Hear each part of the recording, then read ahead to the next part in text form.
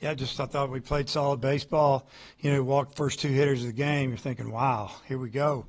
I'm going to get into some pitching tonight. And then, we got kind of lucky, line drive, double play. Aloy did a tremendous job of catching it and getting out of his glove like that, and threw a perfect ball to Frazier and a bang, bang, double play. We ended up getting in the inning, and obviously we didn't score, but then we punched in five. They made a couple mistakes, threw away a pickoff. I think they were just stalling out a little bit to get the pitcher and the bullpen ready, and they pick a couple times and ended up throwing it by the runner. That was our fifth run, but, pretty solid up and down the lineup offensively. We did hit some balls right at them. But I think McGuire settled in. Threw a lot of off-speed pitches tonight. Didn't command his fastball real well, but, pitched just good enough. And then obviously when we got a 9-run lead, the team's going to start pressing a little bit. And, nice job by our team. They needed a little rest, and I felt like they were a little sharper today. Last time, we spoke after A&M, you wanted the bottom of the lineup to, show some life offensively, and they responded today. How good was that to see? Yeah, it was really, really good to see. Frazier started an inning, maybe that second inning with one out, he singled. Helfrich hit a double, got walked. Thomas hit a ball off the wall. I think he might have walked as well. But anyway, just have those guys on base causing some problems. Because, tonight Davlin didn't get a hit, had a sac fly, second time up, but, didn't he wasn't right in the middle of all the action. Aloy hit a double and then, made a base runner mistake, and he'll tell you that he was just working on getting a secondary lead, and the kid spun move on him, and he was really upset with himself in the dugout. But, I thought Maxwell had a great at-bat. Fouled off a bunch of pitches, then singled to right on a full count when we had the runners running. And, but it was good to have the end of the order chip in and, driving runs, start inning, whatever. It was good. Iredale, 2 strikes, opposite field home run. How happy are you with that approach? And also just any level of concern? I know you guys removed him for Robinette there in the – Yeah, it was really good to see him drive that ball. That was into the wind. He smoked it. Robin left the bat. We said, that's gone. It's hard to hit a ball the other way that hard. I think his next at bat, what did he do, walk? No, he got hit in the hand. So took him out of the game. Just, it cut his hand. It was just above the hand. And probably about where you wear your watch. And we had a good lead, and just thought it'd be a good time to get Reese in there at third and get Brent out of there and let him get a little ice on it. If he's good to go tomorrow, he'll play. Yeah, Dave, I guess just what was your impression of, Tate being able to battle back, and is there a specific tweak that you saw him make over the final 3-4 innings that he wasn't doing in the first? Well, the first inning was just wild, and, like I said a minute ago, I felt like he didn't locate his fastball pretty much for 5 innings. But he was able to throw his off-speed pitches for strikes, ahead in the counts, behind in the count, and mix in a fastball just enough. I just think, the adjustment he made was that Ryder Helfrich and, McGuire just decided tonight's the night you're going to throw a lot of off-speed pitches because that's what you have really good command of. That's what it looked like to me from the side. Because it was probably 65, 70% off speed tonight, maybe more, maybe 75. But did a good job. Got us through 5 innings on a midweek game. When you got another one the next day, save some guys for tomorrow. Have you decided on a starter for tomorrow? Yeah. Let me see. Who is that? I'll tell you in the morning. Not just more big picture. Not every school, goes for these double midweeks. And just maybe what's the value at this point in the season of playing 2? Maybe none. Maybe getting some guys some work. Maybe wearing your team out. But the problem is we're supposed to schedule 56 games. It's hard to get 56 games. Fayetteville's not easy to get to. It's not like you can run down the highway and go play all these schools. When you're at some other schools in our league, you can run down the road 20 minutes, 15 minutes, and play some Division I schools all around town.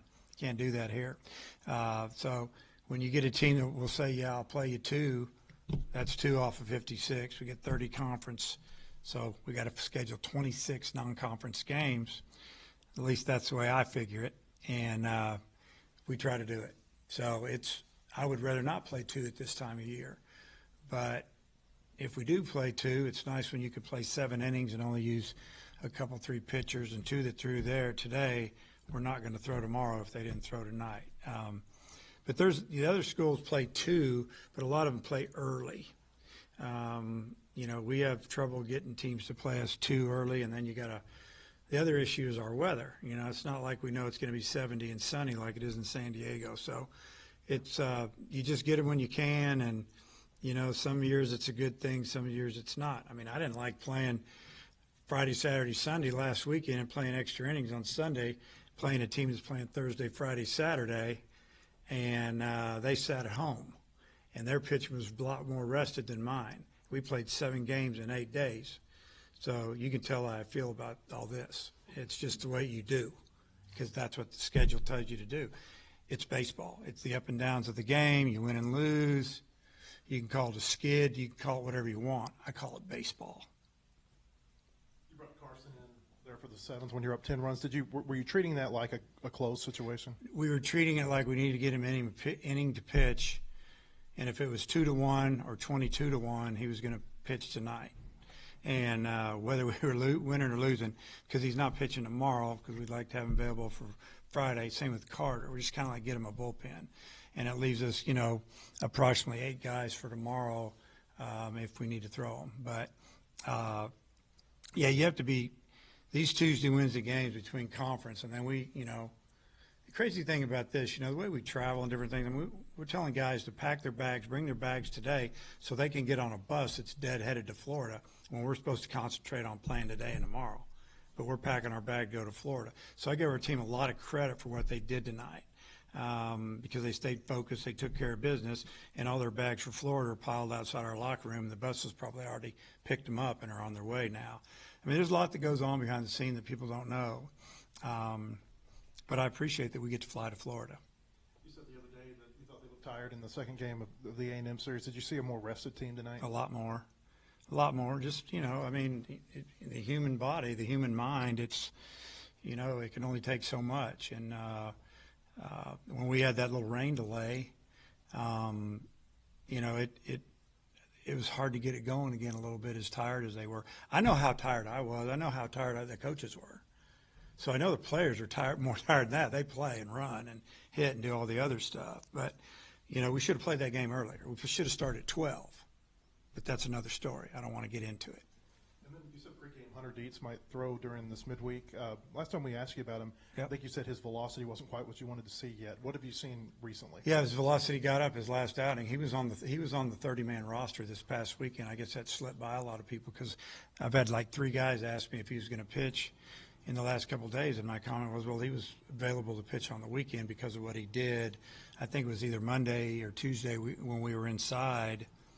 I think it was Monday, and he threw. He threw really well, best he's thrown.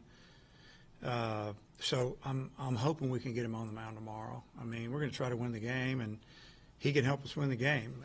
But there's other guys as well. But yeah, he's ready to go. Is he, 2 falls ago that good? Not yet, but hopefully he'll get back and he could really help us.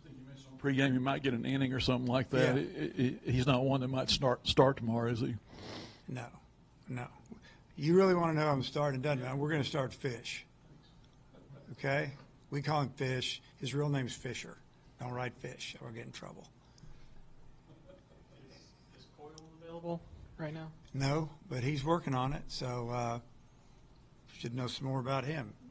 We got good news a week ago, and we'll see what – I think we got him looked at again yesterday, waiting on somebody to read something. And, we're hoping maybe we'll have him back maybe for the last weekend. I don't know. I mean, it's all about the end of the year anyway. So we're going to play our next – what do we have, 14 games left? Hopefully we'll be ready to roll at the end of that. We didn't see the triple-digit velo. It seemed like a lot of 97, 98. Was it by design maybe, reining him back a little bit right now? I'm not, I mean, think about it. We're up 10-0, not a lot of adrenaline going there, but a really good slider. And when you go throw 2 fastballs for balls, and then you pop 2 sliders in there, it's pretty good. If you tell him that you're going to buy him a new truck, if he hits triple digits, I bet he'd hit it. But, that's I'm just glad he went out there and pitched. It shows some maturity to me, like, hey, I'm just going to just free and easy and let it go. And, a lot of people wish they had the gift of throwing 97, 96, 97 when you're just playing catch, because that's what it looked like from the side, and the breaking ball was nasty. Yeah, and then with another game tomorrow and then having to go on the road for another 3, is Brent going to get the day off tomorrow? Who? Brent. Brent doesn't want the day off. I tried to set Brent down. Brent went into a little bit of a slump, and it happens in baseball because he was so hot for 3 weeks beginning of the season. You kind of knew it would happen, but he wanted to hit his way out of it. And so, we talked to him 10 days ago, and he's like, Coach, I want to play tomorrow. That was on a Monday.